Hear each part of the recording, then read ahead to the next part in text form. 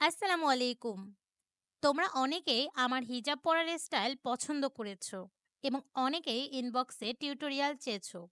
তো তাদের জন্য আমার এই হিজাব উইথ নিকাব টিউটোরিয়ালটি। অফ ক্যামেরাতে ইনার ক্যাপ ও নিকাব পরেছি। হিজাবের এক সাইড ফোল্ড করে ছোট রাখতে হবে ও পিন আপ করতে হবে। মাথার দুই সাইডে ছোট পিন লাগিয়ে নিতে হবে যাতে খুলে না যায়। মাথার উপরের অংশটি ফোল্ড করে ভালোভাবে মিলায় নিয়ে পিন লাগিয়ে নিতে হবে।